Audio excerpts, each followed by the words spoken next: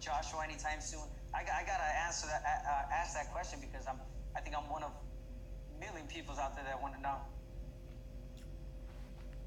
Yeah, man. It's a lot of things going on in the heavyweight division. You know, as you guys can see, it's on fire right now, and I'm excited for it. You know, we got a lot of things that's transpiring, and we're gonna see what happens. As far as the big fights is concerned, I don't see now one of those happening this year. 2020 is going to be a full year, and it's going to be an exciting year. You know, not only for us as the fighters, but for boxing fans around the world. You know, I think with big fights like that, it's going to take more than just the few months that we have left in this year. You know, it's get up. What's up, fight fans? This is Kurt DeVille with Counterpunch Boxing News. I was letting you guys listening to a little bit of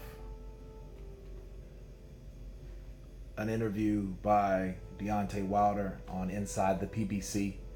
And Abner Mares was actually directly asking Deontay Wilder, like, look, is Joshua next or what? You know, and he goes on to say, well, we're talking and everyone's talking, but I don't think it's going to happen this time, you know, or a few months for this year to get this fight happening. Look,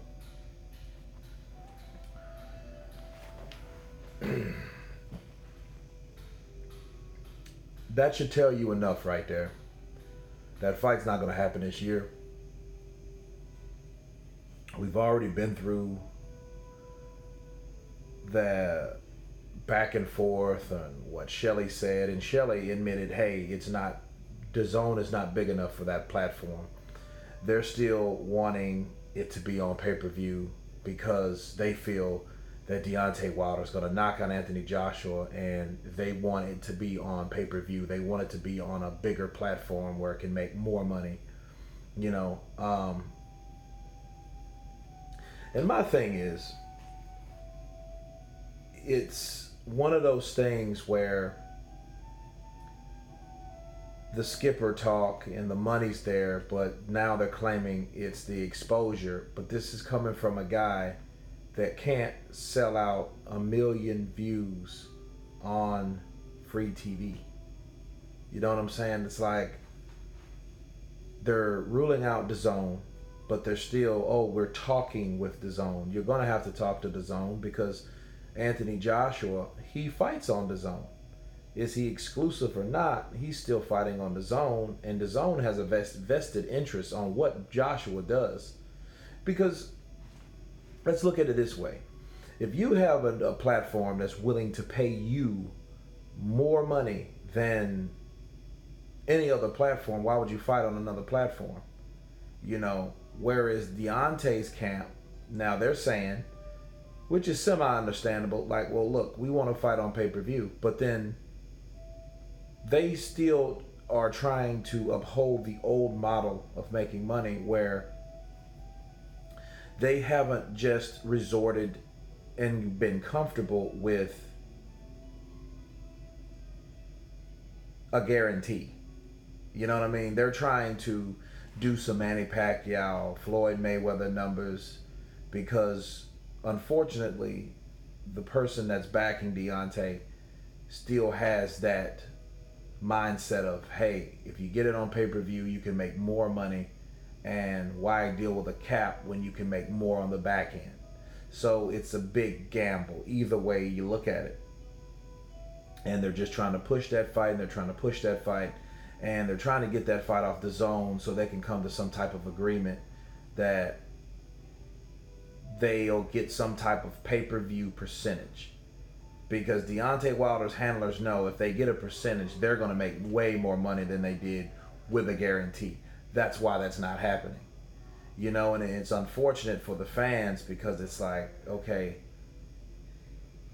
these guys are pimping you and using you as a puppet to make you go along with a certain platform or a certain idea or a certain blueprint in order to make money their way, versus there's a fight for you that you claim to want in the last belt, you know, And these guys are trying to milk you dry. And the reason I know they're trying to milk him dry is because they weren't making that money with him anyway. The amount of money that DAZN offers is just ions above what he's ever made in the sport. You know, so that's why I know, like, okay, you guys are holding out for something bigger. You know, that's the Al Heyman motto. Hold out, hold out, hold out, and hold out until this fight gets big and, oh, it's so much money on the table. But ask yourself this question. They offered Deontay Wilder $100 million, right? That's for 2 fights. Really, it was 120. That's for 2 fights.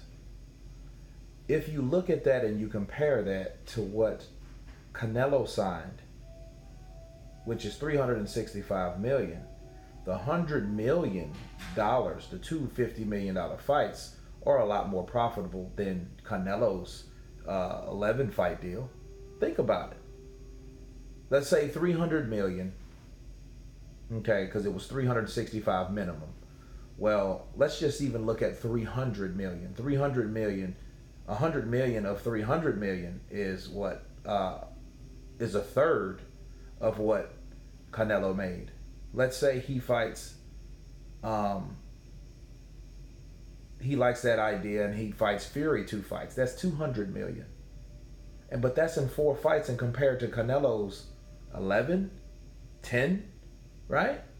So I don't see how they're losing any way down the board. It just seems to me that they're trying to make this fight and stretch this fight out. They've invested, they've waited, they've padded his resume, so they're just trying to hold out as long as they can until that last fight. And if you notice how Deontay's talking, he's not talking about knocking out anyone. He doesn't even know at this point, right? He don't know if he's gonna knock him out, and he doesn't know that Joshua's gonna get knocked out.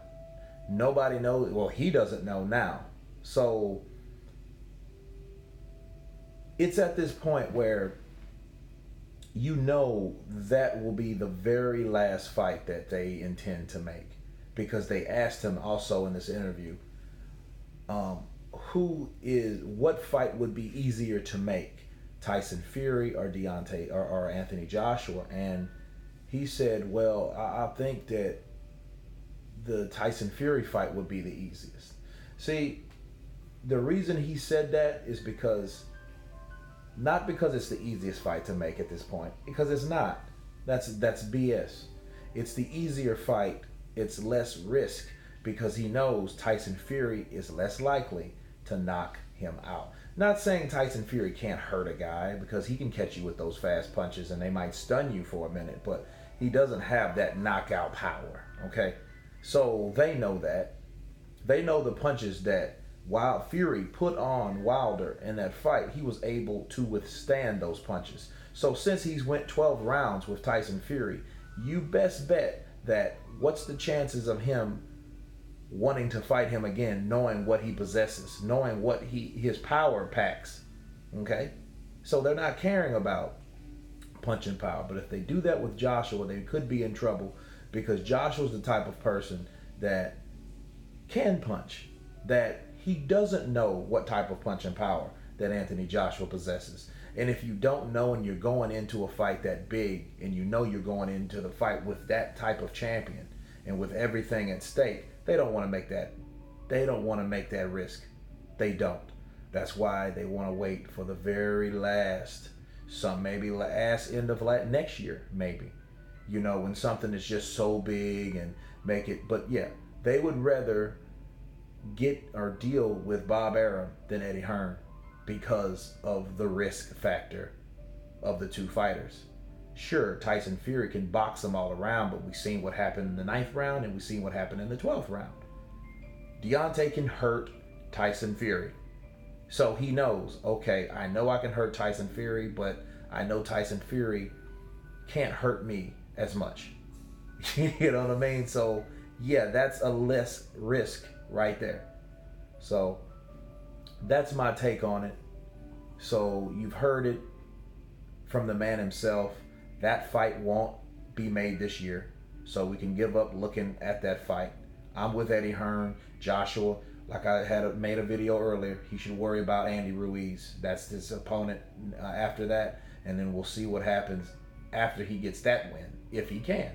But anyway, you guys tell me what you think. This is Kurt DeVille with Counterpunch Boxing News, and you guys been Counterpunch. Peace.